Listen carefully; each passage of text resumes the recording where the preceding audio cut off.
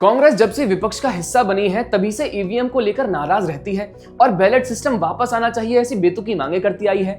अब ईवीएम कितनी कारगर है और बैलेट को हटाया जाना क्यों सही था, इस पर तो ना जाने कितनी बहस हो चुकी है। लेकिन कांग्रेस के एक वरिष्ठ नेता ने कुछ ऐसा बयान दे दिया जिससे कांग्रेस के बैलेट प्रेम की सारी पोल खुल गई है।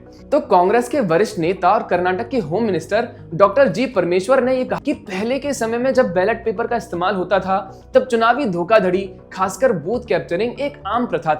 उन्होंने कहा कि एक या दो लोग पूरे गांव की वोटिंग कर देते थे और फिर उन्हें भगा दिया जाता था। ये बयान अमित मालवीय ने एक ट्वीट में वीडियो के रूप में साझा किया, जहां उन्होंने दावा किया कि कांग्रेस ने स्वीकार कर लिया है कि वे पहले बूथ कैप्चरिंग के जरिए चुनाव जीता करते थे, लेकिन ईवीएम के आने से ये संभव नहीं हो पा रहा है। हालांकि डॉक्टर परमेश्वर ने बाद में स्पष्ट किया कि उनका बयान सामान्य कुप्रथाओं की ओर इशारा करता था, न कि अपनी पार्टी को दोषी ठहराने का।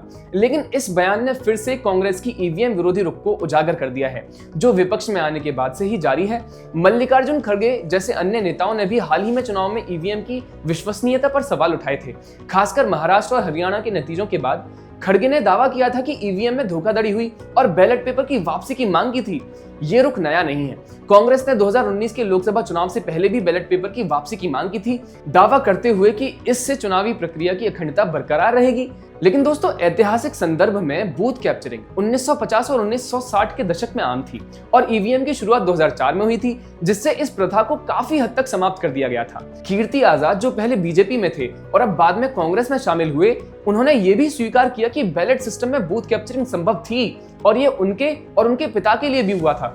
इसलिए जब कांग्रेस ईवीएम पर सवाल उठाती है तो ये प्रतीत होता है कि वे उस सिस्टम की ओर वापस लौटना चाहते हैं जहां धोखाधड़ी की संभावना अधिक थी। ये राजनीतिक विवाद का हिस्सा थी, जहां बीजेपी कांग्रेस की मंशा पर सवाल उठाती थी, जबकि कांग्रेस दावा करती थी कि ईवीएम में छेड़छाड़ की संभावना है। लेकिन डॉक्टर परमेश्वर के बयान ने एक बार फिर ये स्पष्ट कर दिया है कि कांग्रेस का बैलेट प्रेम शायद इसलिए है क्योंकि ईवीएम ने उनकी पुरानी रणनीतियों को बेकार कर दिया है। खैर, आपका इस विषय में क्या ख्याल है, हमें जरूर कमेंट्स में बताएं। नमस्कार।